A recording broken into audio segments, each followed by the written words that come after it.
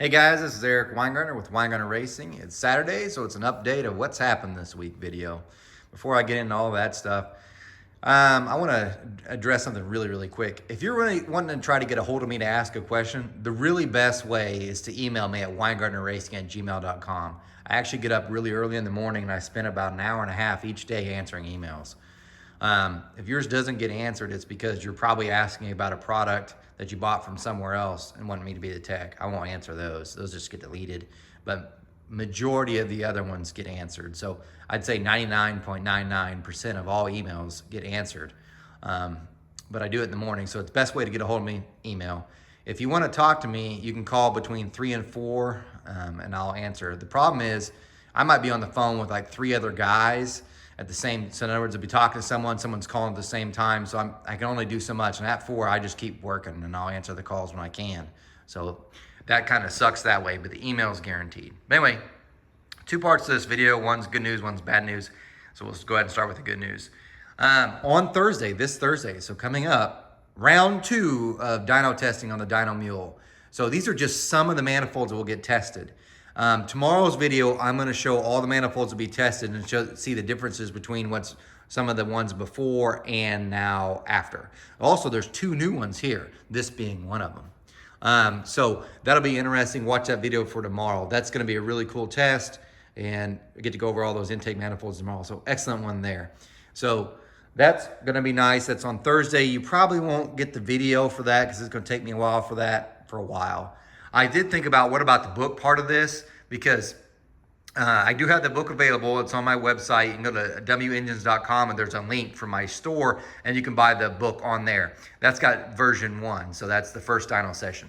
The second one, what I think I'm going to do is for anybody that's already bought a book, I'm probably going to give them the option to have a digital one if I can figure out some way to send it, because the file is going to be large. So that's probably what I'm going to do. That will save them money if they bought the first book. If you're just buying the second book, no way. And by the way, I am going to have a printed copy as well. That one I'm still going to make $10 on each copy unless you haven't bought the first book. If you haven't bought the first, I'm going to do it $20 because I'm trying to make money to pay for the dyno sessions. Currently, just to give you an idea, I've sold 63 books. So that's $630 I've made.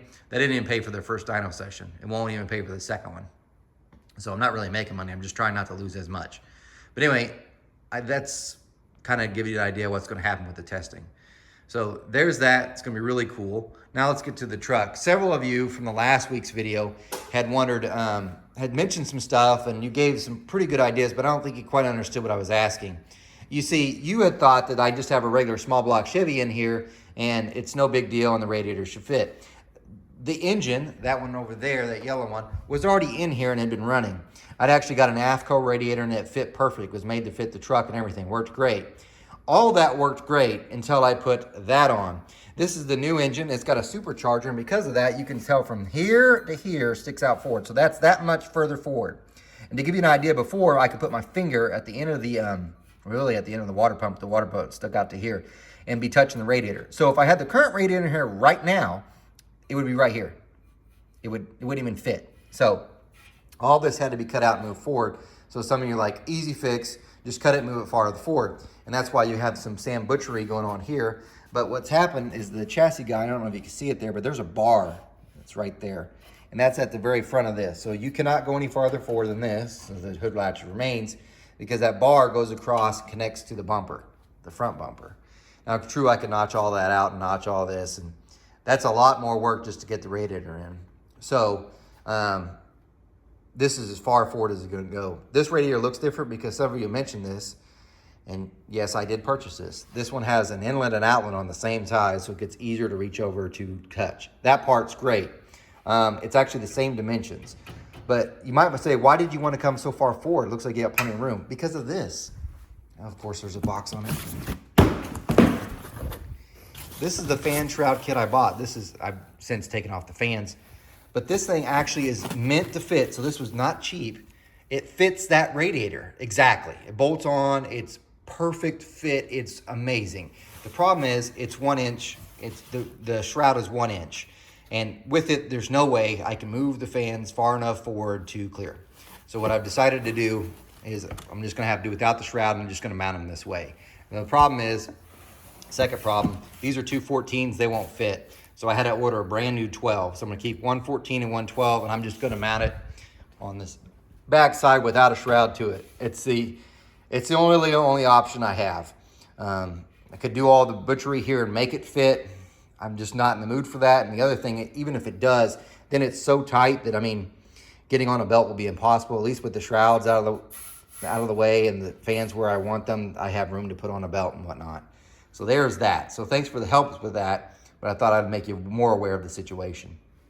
It still has to be mounted and a whole bunch of other stuff. Now to the bad news. This week has been absolute hell for parts. I mean hell. And if you're not in the business, you don't understand how bad it is. It sucks so bad. Like, and I know you're like, all you do is whine. If you're the man like me, like you're the end user or the end person that's selling to the person, you try to be honest, you're going to end up getting yelled at constantly from customers. And I haven't had any really that have yelled at me, but I could totally see them doing it because you end up looking like the ass. And let me explain. Several times this week, parts are way back ordered. I called the manufacturer because I'm thinking, man, they are going to be racing in a couple weeks. I should have already had the parts so I can finish their job, because they're not going to call the parts manufacturer. They're going to call me and they're going to say, where's my stuff? And I have to go, look, I'm waiting for X, Y, and Z part. So then I'm going to call up X, Y, and Z part manufacturers, and they're going to flat out lie to me every stinking time. And so they'll be like, it's getting made. It's in the finishing process. Should ship this week. That week goes by. Next week comes by. You're like, where's the part? Same thing they'll tell you again and again. And each time you're passing that on to the customer. Eventually the customer thinks you're lying through your teeth to them and don't trust a word you say, when all you did was pass on the fact. It is insanely frustrating. And the thing is, the bigger manufacturers really don't care. They've got thousands and thousands of dollars of customers, and they don't care. So they could lose you and they'll be just fine. But you lose a customer, it's a much bigger hit from the small business person. It sucks. So I'm gonna give you 3 examples this week. One was the shaft rockers, which you saw in that video. I ordered them directly from Jessel because I'm a Jessel dealer. They don't fit. So then Jessel wants to charge me a 20% restocking fee for what they did wrong. So luckily that guy's like, I'll just cut them out, which I would have done. I said, you know what, I'll pay for the restocking fee. That means when I pay for that restocking fee, it's literally like, I'm gonna give you $100 to run these Jessel shaft rockers because I'm not making that much money. T&D, they had a price increase. Evidently they didn't pass that on to me. So this week I billed someone for a set of shaft rockers. I made $16 on it. Dude, they're $18.64. That's what the cost now, or what my cost is on them. I think now they're like $19.50. I charged the guy $18.50. So I should back up. Sorry, the cost for me was $18.44. I charged him $18.50. Actually, I made $6, but I think the retail one was like $19.50. The point I'm trying to make is the price increase made it where you can't even make money. So in most businesses, you try to make at least 20%. You can't even make 5%, 10%. It's ridiculous. Not only that, the shaft rocker price has gone so insane that it's talking most people out of a lot of heads. I'm really going to try to talk more to LGM and see if I can't get with them, because at least their rockers are reasonable if they can just get them to me. The other thing is T&D is like 20 weeks. So if they screw up an order, which had that happen a couple weeks ago, you're going to wait 20 weeks. So one company that the aftermarket definitely needs more of, shaft rockers. Here's the second one, titanium valves. This one burns me, and I'm only going to mention this because maybe someone can help me that has my valves. So this customer, I ordered 3 sets of valves. This is one set, the others are different. This guy is trying to make a race relatively quickly. So I'd ordered back in January, way back in January. And they said, it's going to be a while. It's going to be a while. Can't hardly get a hold of anybody because these are from Victory. The answer service, call them. Go ahead and give them a try. You can get put to voicemail that's full, and you can't get a hold of anybody. It's super frustrating. So these came in. Now, this is what it says for the order, right? Look at the reference number, 43272, right? This is the valve. This is not the valve. It should be at all. So you looking at this, it looks really strange. What you have is, I knew right away when I picked it up and looked at this, like, this ain't my valve. That seat angle and back cut are not the widths at all that were specified, and we both agreed on in the spec sheet, not at all. This stem is an 8mm. Look at there. That's supposed to be 310. So I call them up. I finally get a hold of someone. Here's the other thing. Look at the reference number. So this is where I'm asking kind of for your help. Maybe someone watching this has my valves. This one, god dang. Which it keeps glaring. There. Sorry.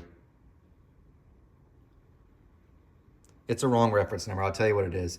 This reference number is 43281 that's on this valve, which if the glare wasn't there, there you go, 43281.